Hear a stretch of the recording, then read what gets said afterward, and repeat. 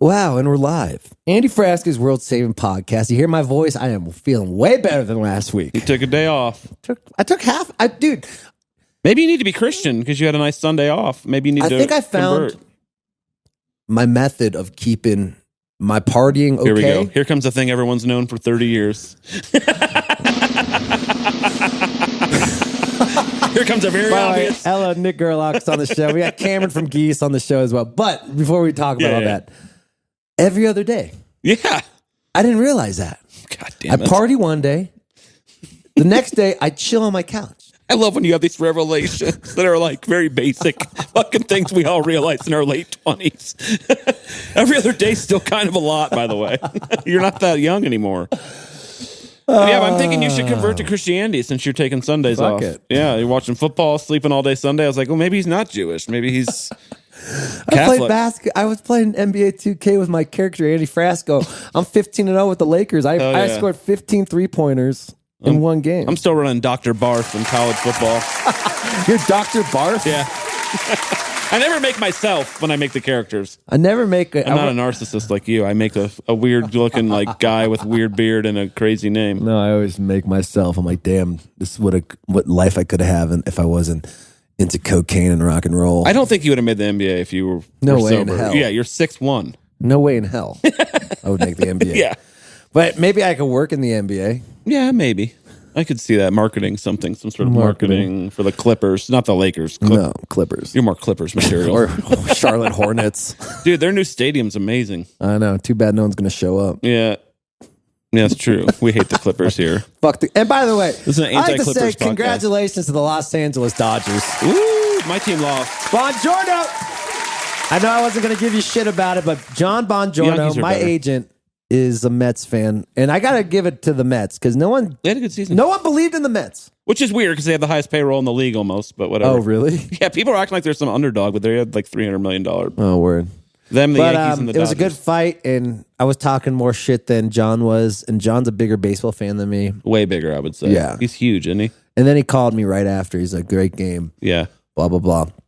So sorry about your Mets, but the Dodgers are going to the World Series with the Yankees. It'd be fun. I wanted to go, but the tickets are probably $10,000. I wanted Cleveland to go, but the Yankees are just better. It's fine.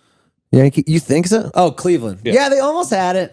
Not really. Yeah. I mean, they had one game, but the time this records, there's already going to be 1 or 2 games. I love playoff baseball, though. So fun. It's the most anxious. I got into baseball now. I'm really so loving anxious. It the is. Anxiety of playoff baseball. I love it. Just one thing can change everything. I know. It's so cool. Like the opposite of basketball, kind of. It's kind of like this weekend. We hung out. We hung out. Me and Andy were like hung out. We hung out. That was as friends. I'm such a good hang. Oh my god, it was great. We were hanging out. We were puffing cigs. I was puffing to people. Cigs, I had a couple cigs. It's fine. Okay, you could be all right. You don't I have a drink. I might have a couple. Yeah, I'm not like whatever. Yeah. Oh man, then we went to the new Sancho's bar that's cleaned up, which is so weird. Velvet Banjo felt like a hotel lobby in there. It did. I didn't like the sterileness of it. I like it better than what it was, though. It was a dungeon. Because I started my career at Sancho's. You did every Monday. I think everyone did in Denver. I never played there. $1. It was like $1 band night. It was like, and I remember sticking to the floor because I was always barefoot. It was just so gross in there, but kind of had a charm. Yeah. First time I ever did cocaine was in that bathroom. I don't believe that. Really? Yeah, I think so, actually. I was 23. You didn't do it in like high school in LA? No, I was 23 when I first did cocaine. Well, that's pretty good. I think that, yeah. It's a good age to start doing it. But I like the bar. Y'all, if you're in the Denver area, go. It's nice in there. You know who else I saw? They should sponsor this podcast. Yeah. There's a free plug for you, Velvet Banjo. Velvet Banjo, where people used to do cocaine in the bathroom. Probably still do. It's nice there, though. It's like, I don't know, it was good. The drink was good. There was girls there. There was dudes there. It was a good mix of... Dude, there's women at the fucking Eggy show. Dude, Eggy, I want to talk about Eggy. By the way, shout out to Eggy. Eggy was sounding fucking pro. We got a lot of that was really nice. You know, because we always talk about dogs in the pile. Well, they're both good bands. I mean, that's a joke. Totally, but like I never gave Eggy a shot. I gave him a shot. I've seen festival shows. And seeing a band at a festival show is way different. Club, they were Everybody should see a club show of your favorite band. They write songs. I didn't realize how songwriting there. It was nice. I liked it. So very pro sound, very clean and nice. I was very impressed. Had a good time, and they actually have girls at their shows, which is kind of a nice change of pace. Only jam band that brings women. Good looking women too. Good looking women. And good looking dudes. It's that Connecticut money, baby. It's that Bitcoin. Bitcoin? That Bitcoin. Bitcoin? That's Indiana's. Bitcoin chicks. That's Indiana's Bitcoin. Everyone I met dogs. was like from like, you know, I'm from the city or I'm from Connecticut. Or, Yeah. I'm like, Being from Connecticut girls. is insane. I'm like, but shout out. Thanks for bringing the rich girls to Denver. I was having great conversations with everyone. It was just like very intellectual. Yeah. It was not like a Disco Biscuit concert where we're just talking about ketamine and fucking four on the floor beats. People were like not super fucked up. No. It was good. But the bar was slammed. Yeah, but they were having a good time, but they weren't like, people weren't getting dragged out of their comas. You know what I mean? Shout out. And then before that, I went to Lawrence. God, that band. Larry? I'm very proud of that band too. They sold out the fucking Fillmore. Yeah, they're blowing up. They're blowing up. And like, it was a good show. Like it was a production. Yeah, they have like the stage TVs sets now. And like, they had cameras and like, I mean, I got to give it up for Lawrence too. That was a really good show. Larry. They opened for us 10 years ago. So many bands. There's so many bands now. I know. This is why no one's selling tickets, because there's the fatigue. There's so many bands just out there. This is why I didn't do a fall tour. So many fucking bands. Smart of you to do that. Yeah. Yeah, I think you're going to do good.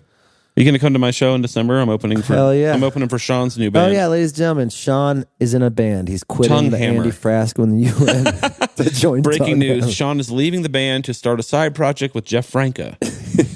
Good luck. No, Frank is a good guy. Tongue Hammer. But yeah, Sean's putting out a new record with his other band. And we're gonna start playing the songs because Sean's my boy. They're probably good. I haven't heard them yet. I heard the record. But it's him really and Jeff, good. It's like rock, right? It's like rock and roll. We're opening for It's kind of like radio rock. That's cool. Well, Jeff's a good drummer for Silver that. Sun pickups or or Chevelle.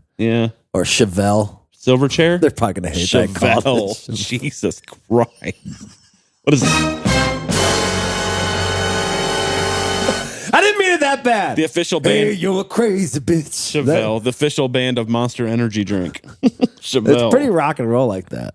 Yeah. I don't think Chevelle's that bad of a band. I don't know who they are. I couldn't. The names. I just associate them with a certain group of people. I'm not shitting on Tongue Hammer. It's just that rock and roll thing.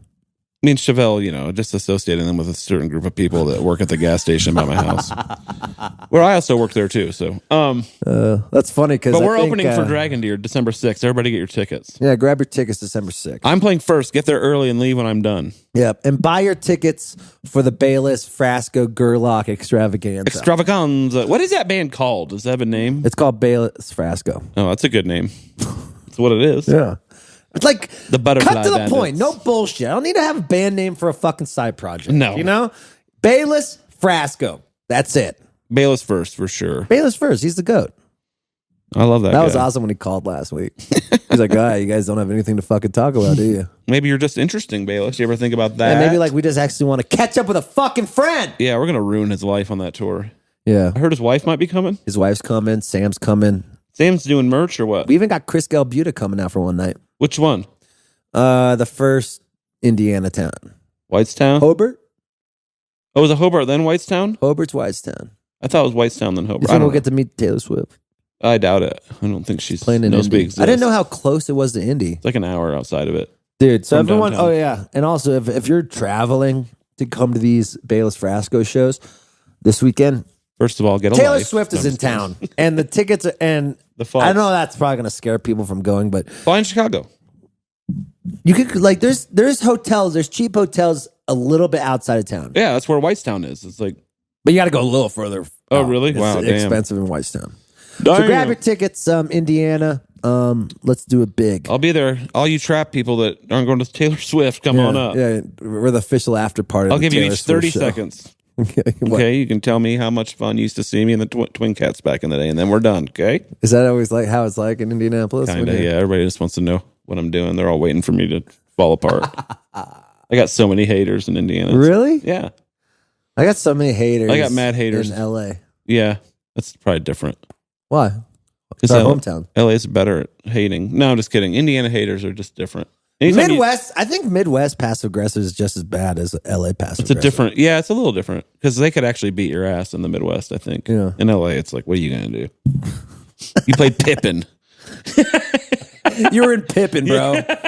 You were the lead in Annie, bro. This Chill. guy works at a fucking construction site. You were the fucking the dog. You played flag football, bro. You were the Chill. dog in Pippin. Yeah, exactly. This guy could dunk in high school. How you doing? I'm feeling great today. I feel great, dude. This every other day partying is awesome. Yeah, I can't believe it. Yeah, it's a good time. Did Julie ever let you sleep on the couch? I sleep on the couch a lot. I love it. I love sleeping on the couch. Me too. Anytime she has to be at work like kind of early and I get home kind of late, I don't even bother her. Well, you're sweet. Yeah, I like it. I mean, you can't sleep in the same bed. A lot of couples do this. Really? Yeah. You can't just always be touching. You know what I mean? Plus Denzel's in there and he's very, very selfish. Protective? He takes up half. He does not move. If I come to bed, he just like flops. That's his spot. So funny. Yeah. He gets protective of her when she's in bed too. He'll leer over her. If you're really? He doesn't like when whoever it is, if one person's laying down and there's someone standing up near them, he gets protective. Remember he did it here. Yeah. He doesn't like it. I don't know why. Oh shit. He's a poodle. He's a poodle there. Remember when he was so scared of that white dude that came over? Oh yeah, the big guy. Yeah, he doesn't Matt like Sanders. Yeah, he doesn't like bigger guys like that. Yeah, I forgot about that. Yeah, he doesn't. Yeah, he did that to someone else too. Yeah. And, anytime someone's like 6'1" and a little thicker, he doesn't like them that much. It's interesting. What's your plan this week? Well, it's Monday. I got trivia tonight. We got 2 interviews tomorrow. Yeah, David Shaw in Midland. I don't got a drinking problem. Country.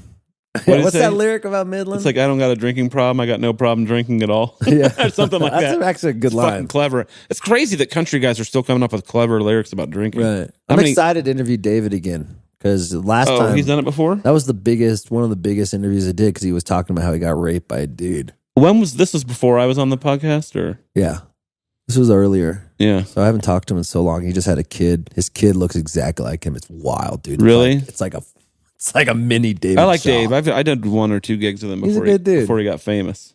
But he was nice to me after that. He remembered me, and I was like, "Damn, that's cool." Most people don't give a shit. Yeah, we lost contact with each other for a little bit, so He's I'm glad busy. to catch up. My good friends. Yeah, he's getting popular. Revivalists, they play trivia a lot. They use my book on tour a lot. Oh, really? Yeah, Samia says she reads the questions. I love everybody. Samia. How's she doing? Yeah, she's been on busy. She's a tour director for C3 now. Oh, so she's tour managing everybody? I don't know. She's like the tour director. I don't know exactly what it entails, but She probably because I've been seeing her tour manage a lot of other. she doesn't stuff. tour manage everybody. Like she doesn't go on tour with every band. That'd be impossible on C3. So she does like she kind of probably just oversees the stuff and then goes. So she's not going on the road anymore? With Revivalists, she is. Oh. Yeah. Damn, that sounds like a dream gig. She works her ass off. She's really good at it. Yeah. Yep.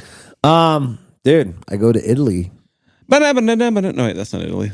in like 9 days. Play the accordion music, Chris. Oh my god. What are you gonna do? Eat pizza? Fucking. Every time I tell everybody I'm gonna eat pizza, pasta. Do you like chill Italy? out. It's my favorite. I love shopping there. It's full of Italians, though.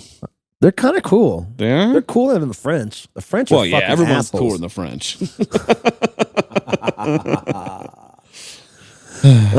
Yeah, they're cooler.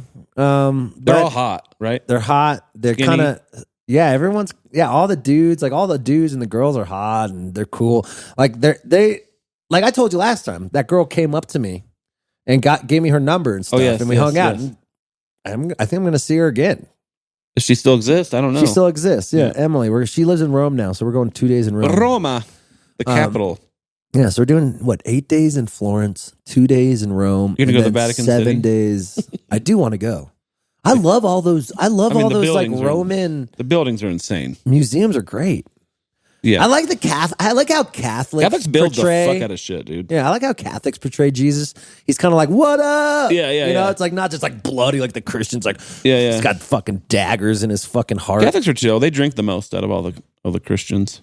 Yeah, Catholic. I mean, all that. And Catholics are Christians. I hate when people online are arguing about it. I don't know. They follow Christ, but I think Catholics are closer to the guilt with the Jews. Oh, way more. Yes, they're both are just fucking guilty because they were the about first everything. one after Judaism. Yeah. First Christians broke off, and then in 1517, a bunch of other people broke off from Catholics. Martin Luther. He's already the warming 95 up for Thesis. trivia. People, he's already just like fucking punching the punching bag. The 95 Thesis in Wittenberg Chapel in Germany, 1517. He put 95 things that were wrong with the church and broke off, and that's how Lutherans came, and then the Calvinists came along, and that was I Presbyterian. got 95 problems, but Christ ain't one. Basically, yeah, that's good. That's pretty good. So So yeah, Catholics are the only true Christians out there. Everyone's like, "Oh my God, you're going on such a romantic trick. What are you bringing a girl?" I'm like, "No, I'm actually bringing John from Little Stranger." And Stations from Bill and Ted's Excellent Adventure, Bogus Journey. Yeah, he's like, "I can't believe you're bringing the Cacuzes on a romantic getaway." I might propose to John. Are they bringing their bass drum? You hear Little Stranger just got a song with Killer Mike? Whoa, that's awesome. Fucking boys, congrats, dude. You guys are just big mug for the boys. That's actually a really good cosign because he's like a real artist. You know what I mean? Yeah, well, it was supposed to be with Sublime. I guess it was just Jake Noel or Jake the Kid. So it's Killer Mike, Jake, and Little Stranger. It's Jesus Christ! huge. I thought Sublime was going to put their name on it, but just Jacob. But Killer Mike, like vouching for you is really huge. Yeah, because he's like a real artist. He's like he won the Grammy for best rap and like that puts like more legitimacy that. Exactly. They're a real rap band. Yeah, it's not just like some. Like, they're not just like a reggae. It's not just some guy that like blew up on Instagram Reels. It's like a real rapper with like boys. Congrats, dude. With Grammys. I'm very proud of you. It's like don't fuck it up, man. Don't fuck it up. No drugs. No more. Up. Boys, don't fuck this up. Drink water. Take care of yourself. Polish your classic tattoo. Don't Kevin. cheat. Kevin got the fucking Tupac tattoo. That's insane. I thought it was fake, and then now I'm seeing it everywhere. It's real. He has a lot of tattoos though, right? So it's not like his first tattoo. I thought it was. I'm like, that's pretty insane. It's insane. Yeah. But whatever. Do you, Bubba? I fuck with Kevin heavy though. I really like him. Even though he doesn't like me that much, I like him. He's a good dude. Yeah. Yeah, me and him we have this competitive nature that makes us both want to work harder. Yeah. It's good. I respect it. Mm-hmm. I need someone to kind of push me, like. You do? I don't. Yeah. I don't.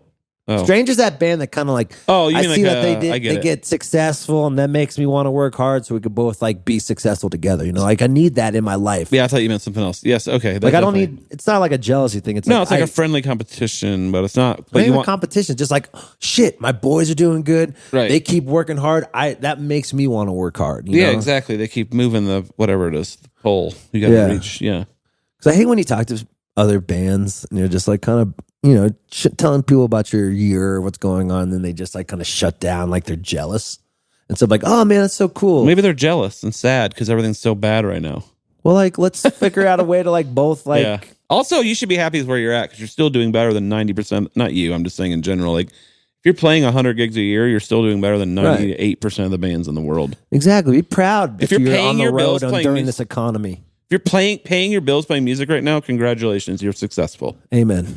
There we go. That's optimism, baby. It is because that's a weird thing about music is like non-musicians, they like think you're either like world famous or you're a failure. And I hate that's a terrible attitude. You wouldn't say that about an accountant. It's not like you're either the best accountant in the world or you're... Well, because they're judging there are working their musicians life compared to other people's lives. But I'd much rather be a working musician than a working insurance salesman. Yeah. That's all I'm saying. Of course. Yeah. I make what I would make if I was working in some stupid office somewhere with some fucking boss, Yeah. God. I was talking to my homegirl Madeline about that. She works for like HR. And just hearing her stories about people complaining, I'm like, oh, that sounds fucking annoying and horrible. I think I'd rather self-immolate than work in HR. Right. Well, we have Cameron on the show. Cameron from Geese. That was a good interview. We just did it. Wise beyond his years. He's 22, really? Something like that. He also had a very good dry wit to him that I appreciated. He was very like you. Yeah. He was very like you. Me and him could have a really good monotone conversation sometime. You guys would have a podcast. If you guys had a podcast together, no words would come out. It'd be like, yeah, if you think so, I guess. So, I really liked how he was. Today sucked. He was cool, though. He's a smart kid. Yeah. I don't want to call him a kid. He's a smart guy. Anything else you want to tell the people before I... Eggy rules. I don't know. That was a good show. Lawrence rules. Bands are good right now. You guys can hate all you want, but maybe they're better than your stupid fucking band, your little Grateful Dead cover band or whatever you got going on. Fish cover band or fucking... I'm going to come to trivia today. I'm feeling good. No more Grateful Dead cover bands, guys. Yeah, come on. We're done with that. We got enough. Why do we have so many fucking Grateful Dead cover How many bands? versions of Scarlet Begonia do we need? Yeah. The Grateful Dead aren't even that good. and no Fish cover bands either. You can't even cover Fish. There's barely any because they're too hard to cover. It's too weird. Let's cover a band. Have a band cover band. A tribute. The band. But they always do that every Thanksgiving. The band. And I think that's sometimes I think that's kind of annoying too. But it's for charity, so yeah, you can call it annoying if you want. I'm not going to, since it's for charity. That's true. It's once a year, Thanksgiving Eve. People go out, they hear the songs they like. Everyone plays for 10 seconds. Dude, it's a 5-hour show. That fifth hour will get load off fan it. You're like, I've taken so many loads off. I've been here for 5 hours. Dude, I have no more cum left. Yeah, there's no Ubers left, you guys. It's 3 a.m. You didn't even have an opener. What the fuck? All right, guys, have a great day. Yeah. Let's not let jealousy make the worst of this week. Let's get out there. But it's okay to get a little jealous, but okay. just don't express it online, you dork. Yeah, especially if you're in a Grateful Dead cover band. Yeah, channel into looking on Indeed for new jobs. Yeah. Fucking nerd. All right, guys, enjoy Geese. Hey, Chris, play some Geese. Dude, this band's awesome. New York band. New York band. Oh, this guy has a music. Oh, okay, yeah. This band's awesome. New York band. They're blowing up. They opened for King Gizzard. Everyone told me I need to get them on the podcast. And Cameron, dude, I'm not like a big rock guy. I listen to their shit for like an hour. I'm saying this fucking shit. They're kind of like a modern. I don't like comparing bands to other bands, but they have a little strokes in them. Yeah, like garage rock. It's very like honest, and it's not like mainly. They're not trying to be something. I think it's because they started so young. Right. They didn't know any better. They didn't know any better. So get out there. Enjoy this interview with Cameron. He's a really cool guy, and he was smart as shit. He was smart as shit, and like honest. I like that in my songwriters. Yes. All right. Goodbye. Bye. Wow. Here we are. A man. A myth. A myth. The legend. A future legend. He's too young. A future legend. He's way young. too young to be a legend. We can't put that L on him yet. He's bringing back garage rock, though. I think. I like it. Cameron, how you doing? I'm great. I'm fantastic. You sound fantastic. You talk like I do when people ask me how I'm doing. Yeah, I'm perfect. My first question is, just because you're plural with geese, does that mean you're better than goose?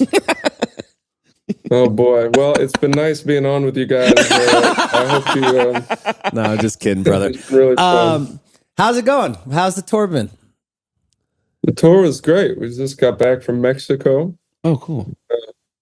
Which was phenomenal. Muy bien. What's the difference between Mexico City crowds and American crowds? Well, Mexico City crowds primarily speak Spanish.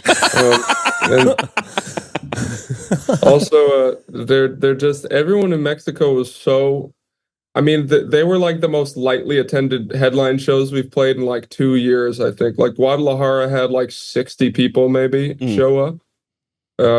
And it was, at first it was really humbling. But then we went on stage and they were the craziest crowd we've had in so long. They were just so, they seemed like grateful that we were there. They were just like, oh my God, it was really intimate. It was actually a great show. I love that. See, it's just, I think it is. It's the grateful.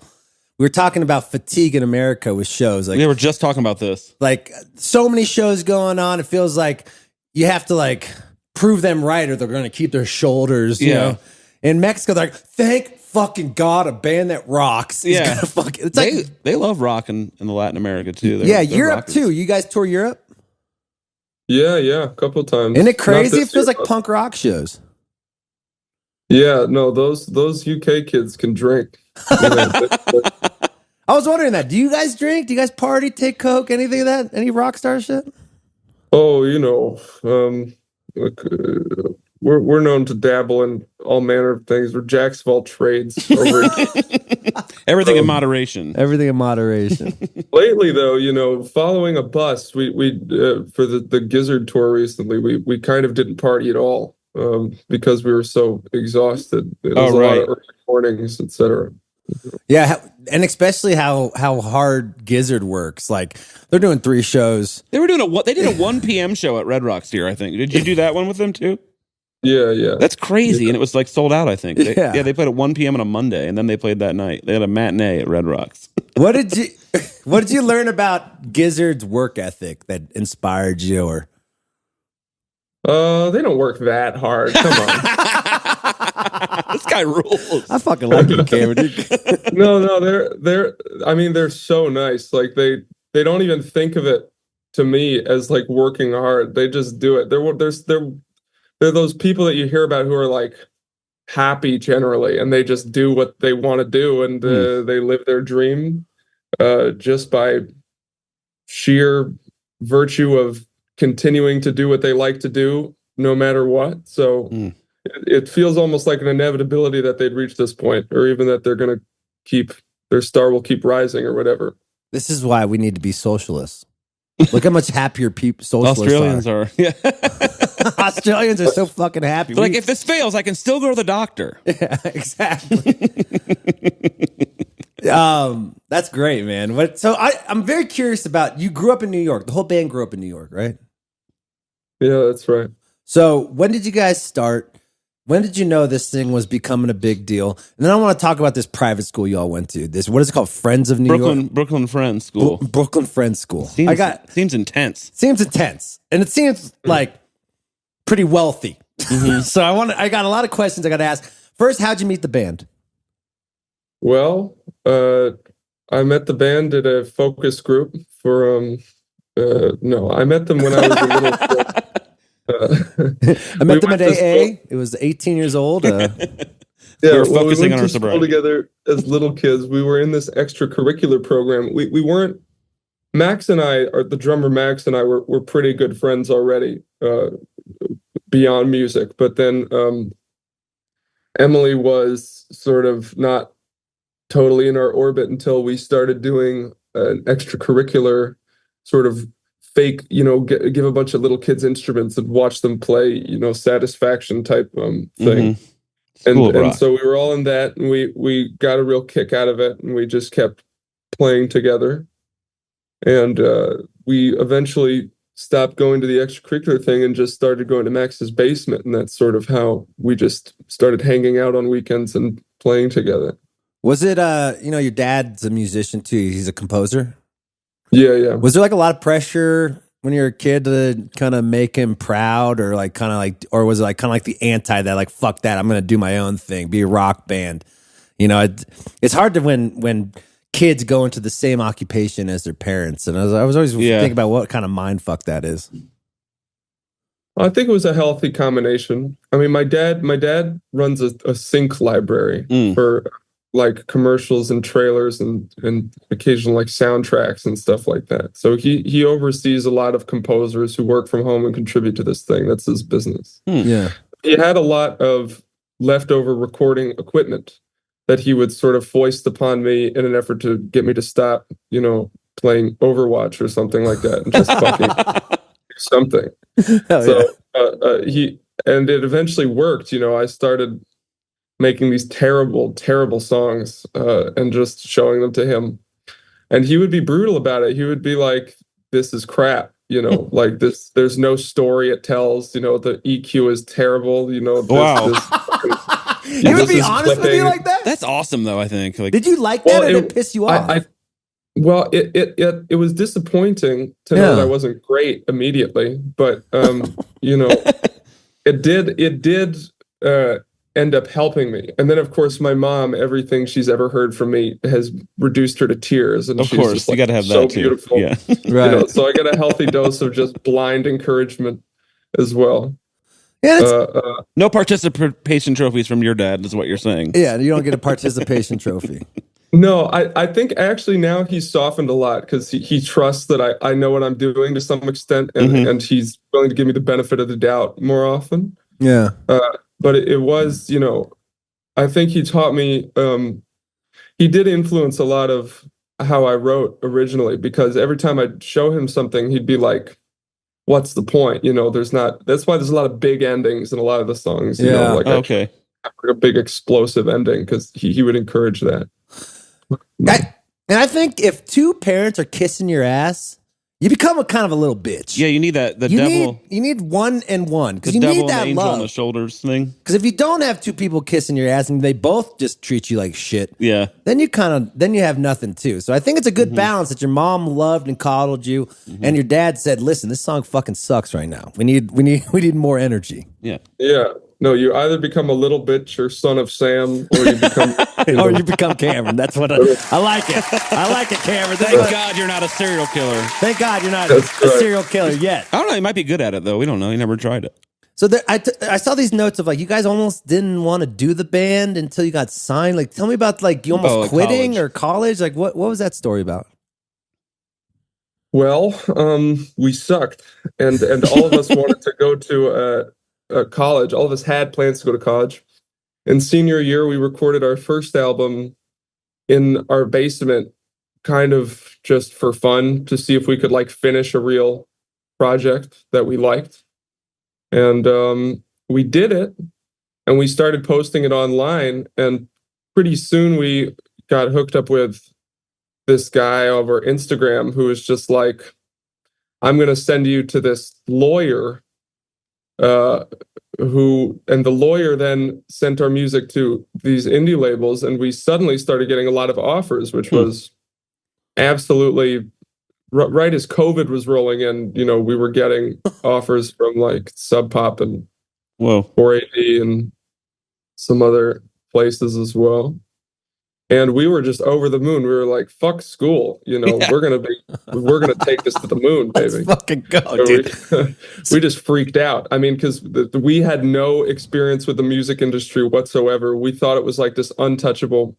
We just had no idea how to get our foot in the door. You know, we were kids. Yeah, you're 18. And so our highest aspiration for the album was like, let's sell it to some like local label who will like press 200 copies, and we'll get like $5,000 maybe, and we could split it, and that would be awesome. Right. But then it worked out differently. Yeah, you got that money, baby. That's what I'd like. Oh yeah. Let's go, Cameron. That's what I like, baby. It had to be a little surreal though, right? To be only 18 and be getting offers from like the label that blew up Nirvana and stuff like that. Yeah. Especially when your dad's saying your songs suck. You're like, well, who's right now? You're like, yeah, fuck you, Dad. I got a He record deal. didn't Did you say get a they record? sucked. He liked some of them. We're kidding. We're kidding. They were giving you a hard time. Andy's got his own dad issues. I got my own dad issues. He's just projecting. I'm just projecting, bud. My dad always, whenever I'd made money, I was like, it wasn't enough money. And I just had to keep on making more money. He's from LA. They're different. Yeah, because I grew up, Right. I'm in a band too. I've been in a band for 15 years, and our starts are completely different. You guys got a record deal early, and I got my first record deal at 35. But you got there. But I got there. So, Yeah. So what's your take on touring and stuff? Do you guys like it? Because I want to talk about, you have a solo record coming out too, right? Mm-hmm. Yeah, let's talk about that too. But yeah, what's your take? Do you like the grind of being on the road, or you just want to make music? Like, what is like the brainchild of how you want to approach Geese for the next 10 years? What is the brainchild of how I want to approach Geese for the next 10 years? I mean, I like being on the road. I think it's a interesting way to live that I was not accustomed to when we started. You know, it's sort of, at least the way we do it right now, where you're in a van and you're driving and driving and driving, and there aren't many days off. It's sort of it's incredibly glamorous peaks followed by disgusting sort of shitty valleys, between harrowing valleys. Yes, it's very extreme. You're always moving. You're waking up early and you're staying up late, and you're playing these shows, and you know, everyone really sees it through the lens of the best part, which is the show, where you get this enormous ego boost and everyone's screaming and you feel awesome. And then you immediately go back and have diarrhea in the back room. And then from the shitty pizza. This guy's funny, man. Yeah. Then go to a Super 8 and throw up. And you don't even know why you threw up. You can't even, it could be three different things. Yeah. So I have come to, if not love it, I've come to accept it, I would say, in all of its greatness and terribleness. It usually, every tour usually ends up provoking some big change deep inside, I would say. It always makes me, strengthens my resolve in certain ways, I would say. What this last tour strengthen in you?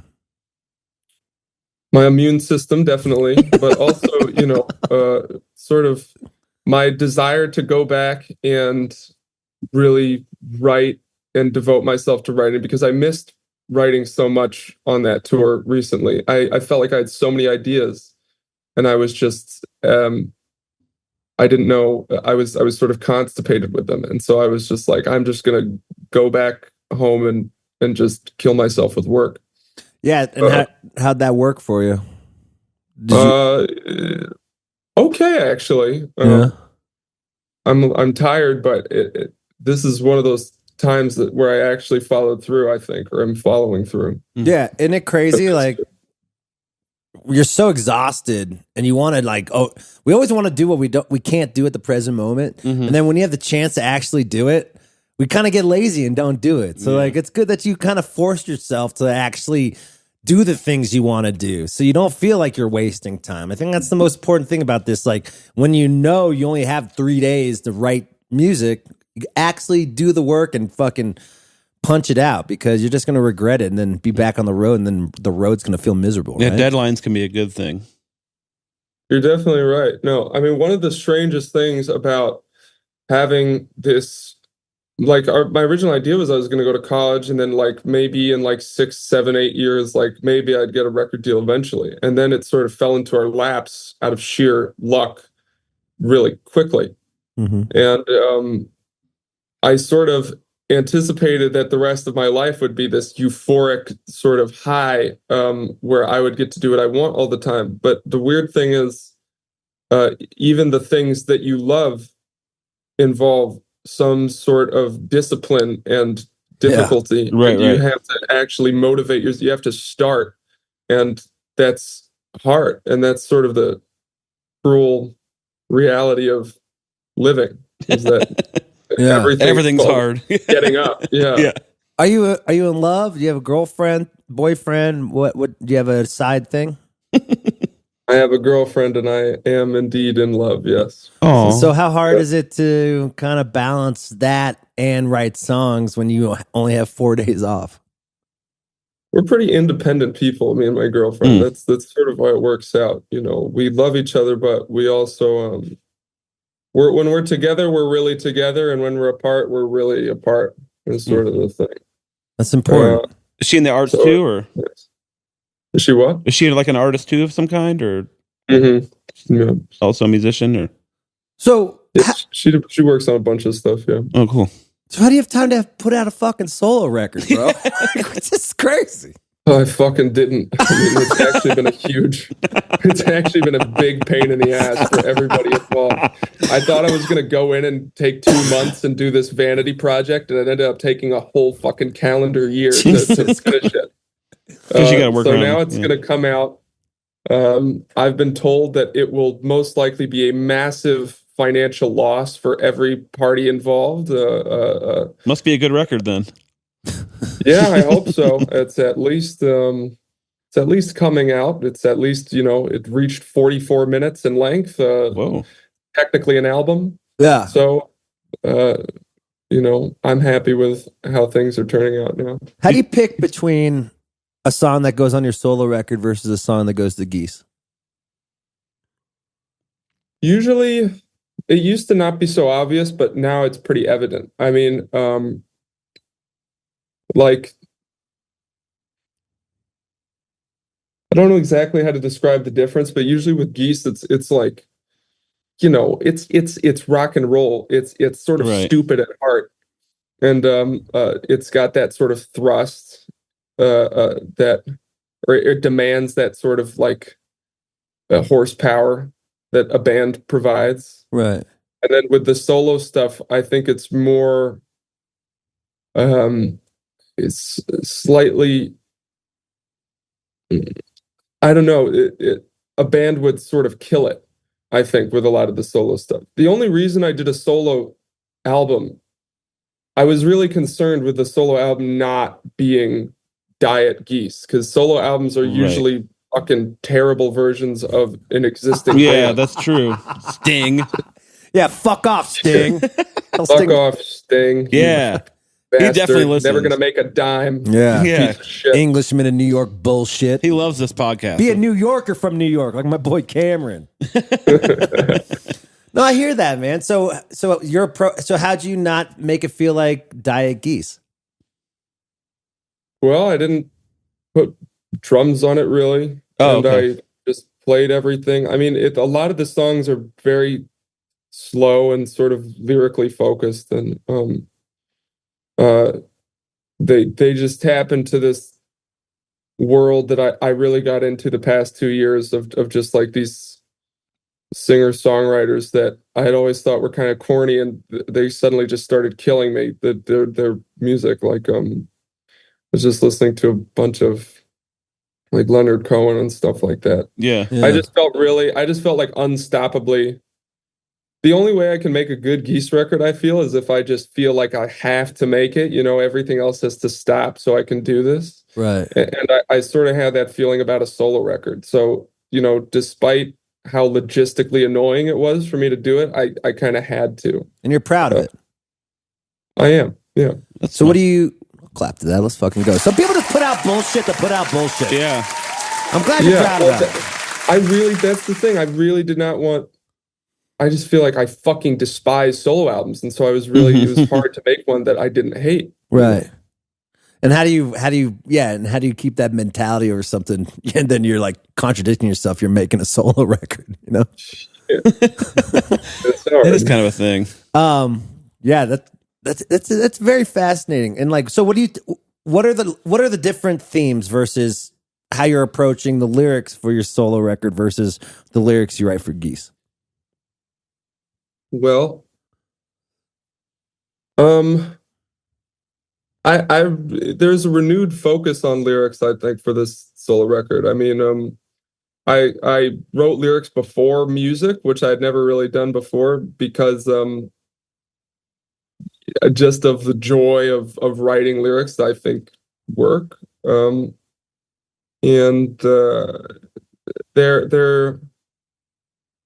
they just have a different rhythm, I guess. I don't know. They're sort of vomity in a way that Geese doesn't. Like with Geese, it's like the lyrics, I feel, should be like really solid and there and represent melodies and hooks and be sort of, repetitive. That should be like rock and roll type lyrics. And then with this, I felt sort of more liberated. There's just more space for me to start going on and on and on and on, which was cool. Do you feel like the lyrics on your solo album could like stand alone without the music more than your lyrics from Geese? Yeah, probably. Like you could just read them. Yeah, if you're a masochist, yeah. You can. Well, I am. Yeah, we are. Trust me, we live for that shit. No, it's very fascinating how you approach, because then it feels like two different things. If you approach it the same way, like you approach your real band, or you're not your real band because this is real too, but your other band, then you're departmentalizing your brain into two different projects instead of like, then it becomes Diet Geese. If it's just like kind of like the leftover shit from Geese, like I like this mindset because that's gonna help you departmentalize moving forward when you want to keep on doing new projects. Like, who knows? You want to be a director? Be a fucking director. You want to make a film? Make a fucking film. I mean, like, the world is an oyster. The world is your goddamn oyster, Cameron. Don't let anyone tell you only can play fucking Geese. You can do whatever you want. Yeah. You got great hair. Got great hair. You say so. We're just here hyping up Cameron. Hey, man. I had a question. So when Emily became non-binary, what was that conversation like? Well, she just sort of I just walked in one day and Emily was like, I don't think I'm a man. And I was just like, I fucking knew something was up. I knew it. Interesting. Ever since we were kids, because these things sort of manifest in different ways, that are subtle. What was it like when you were a kid? I didn't say I knew it to her face. Right. Yeah, of course. You weren't a dick. You didn't make it about me so much, but in my head I was like, I knew something was. What'd you see when you were a kid that you were starting to realize? Well, it's just subtle, like M has always been a really just a strongly individualistic, just unique from other people, and in the way that I would sort of get swept into these sort of boy bonding, faux masculine sort of activities, I think M would always sort of float away from that stuff, or not really connect to it, or shy away from it, or just want to establish herself outside of those things. Interesting. And that's maybe not a totally holistic way of describing it. It was a lot of, what goes into someone's identity that is shown on the outside. It's a very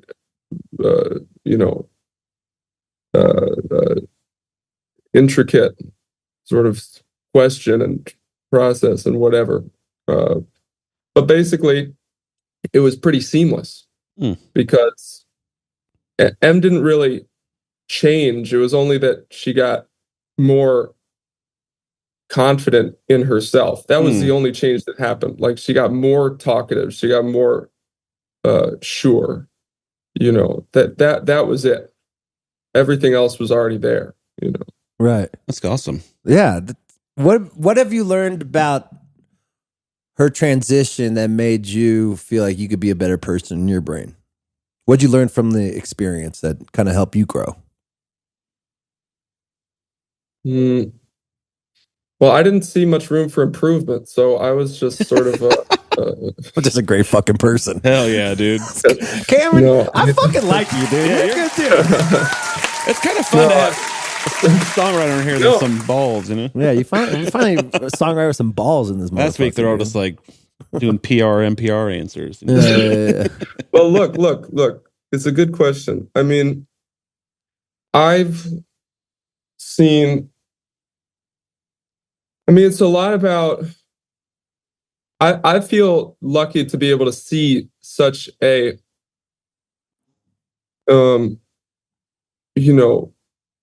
subtle and even, topical sort of thing happening before my eyes with someone who I know and love. Right. It very much sort of opens your eyes to the process in a way that reading, an article on the internet doesn't.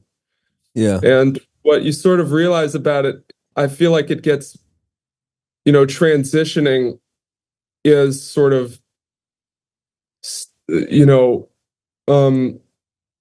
portrayed as this thing where it's this change, people decide to change themselves completely from one thing to another. Right. And it's not, with them, it's not like that. It's more of a becoming in any way that a child becomes an adult, 100%. and their old sort of ways like a bloom mature and establish themselves into a full person. That's what's happening with M, only who she is non-binary or a sort of feminine spirit.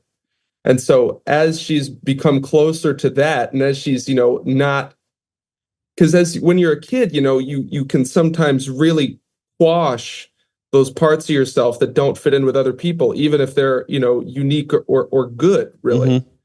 And that's what she is choosing not to do by transitioning. Right. She's choosing not to quash that inner sort of desire and that personality that who makes her who she is. It's just a becoming. It's not really a change. A transition seems almost like a misleading term. Right. That's why boomers need to get over this bullshit. The boomers have this fucking idea like who cares? Let someone blossom into whoever they want to fucking blossom into. Like, very healthy, actually. It's healthy. You explained it exactly how it should be explained. It's hard. I don't understand why boomers don't understand that. There's people younger than that are still figuring it out too. Yeah. There's a lot of noise, man. Yeah. Like, we're in just an environment where everyone is so desperate for divisive things as they can use to their advantage that this is just getting beaten to death, this topic, which is just, and you hear like so strange, there's a lot of people who don't know a trans person, but like when I'm sitting next to M in like the car and like we're driving through like some place in Omaha and somebody comes over the radio and it's just like these trannies are fucking rapists, they just like scream into the radio. It just sort of, I've never really, being such a, default privileged sort of person of just straight and white and fucking etc. Relatively wealthy, all that stuff. Yeah, I've never really seen all that stuff for exactly how insane it is until that. I was just like, wow, this is pure. Somewhere along the way, I got tricked into thinking, that there was any merit to any of this at any point. Yeah, exactly. And it really is a tool that people use. Exactly. To get what they want. It's really sinister. A lot of times it's a distraction so they can do something else even more sinister. It's like just this. It's just static noise. Yeah, it's static noise. Yeah. What other things are static noise in your brain, Cameron? You're a smart dude. Yeah, you're smart. There's not a lot going on up here, guys. I'm gonna be honest. You got it all out on the album. You're half a man with just getting on the road and then having to talk with us fucking idiots for a second. I'm half a man. You get about a fifth of me today. Yeah, that's pretty good. I got a couple more questions for you, and I have to ask this because I am in the jam scene, and if I don't ask this, my fans will call me a pussy. Is there any beef between you and Goose? What's the deal? Is it just fan made up? Or are you just sick of people asking you about it? Sick of people asking about it? No beef. I think it's funny. I mean, it's funny too. It is. Everyone asks. I kind of wish we weren't associated by that, but it is what it is. I hope they're okay with it. I bear no ill will. Yeah. Let it be known. At least you're both good bands. Yeah, and you guys are so different. People are just so annoying. This is one thing about the jam scene that's very fucking annoying. They just like kind of pick on people who aren't their favorite fucking band. Yeah, exactly. It's armchair quarterbacks. It's not really like that with the indie scene. It's not really like that in the rock scene. Just in the fucking jam scene, a couple of these nerds start fucking chirping about some bullshit.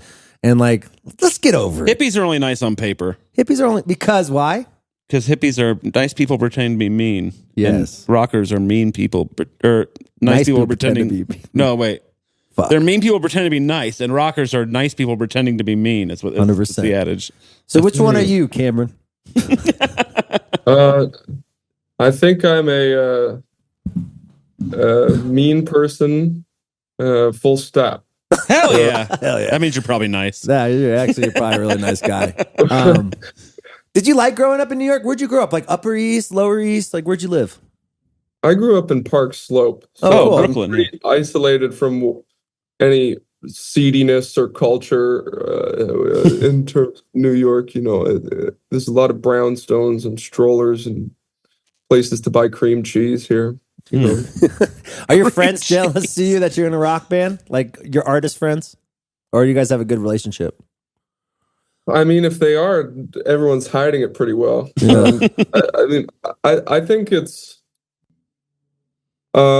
no, most of my friends are very supportive, I would say, of what's going on. I mean, they've known I've been doing this through high school, and so everyone was like, well, he's probably going to keep doing that, and I have. He has no choice. And they're all still young enough that they have their whole life in front of them, and they still think they might make it too, so. True. But I don't know. That's the difference between New York and LA. New York people respect the hustle. LA people get jealous of the hustle. Very jealous. I've noticed that with your friends. A lot of my LA friends are just shit talking. But your friends are also actors, and they're just naturally more jealous than musicians, I think. That's true. Yeah. Dude, what's your take on that? On what? LA hustlers? No, actors versus musicians. The mind state. What, in like a fight? I think we could take them. Hell yeah, dude. That's Agree. So I like it. Band kids over theater kids. All right, let's get this man back. Go home. Get his things going. Cameron, thanks for being on the show, bro. You're a really good dude, and I really love your band, and you have a fucking killer voice, and I love that you're doing the solo project. Fuck it, do whatever the hell you want. I listened for like an hour. You want to go on a 10-year hiatus and go to fucking Bermuda? Fucking do it, buddy. You deserve whatever you want to do. Yeah. Fuck it. Don't let these haters get you down. I just quoted. I don't think they have a lot of haters. It doesn't seem like there's. No, it seems like they have a lot of. Do you have haters? Yeah. Oh, good. That's what do they shit on you about? They shit on us about the music primarily, and the vibe. There's interesting some people who are not takers, which I understand. It's not always likable. Some of these songs, Well, tell those guys to get out of their mother's basement, stop beating off in socks, okay? And let artists be artists and let you do whatever the fuck. One cool thing is they have a very wide age range in their fan base too. It's pretty interesting. I mean, this guy's voice is fucking crazy. You got a crazy ass voice, dude. You're a really good vocalist. Yeah, and you're a good songwriter, bro. The whole band. I'm stoked about your band. I'm a fan. Yeah. All right, my last question, and I'll let you go. Is when it's all said and done. Oh, wait, by the way, before that, listen to Cameron's solo record. I know we talked about a Geese, but what's it called? What's it called? Called Heavy Metal. Let's fucking go. Listen to Heavy Metal. No drums. No drums. All just whatever's in his thoughts. It's like verbal vomit, this record. And then, but good. Good verbal vomit. Good vomit. Some people have verbal vomit and they become racist. This isn't Cameron. This is a different type of verbal vomit.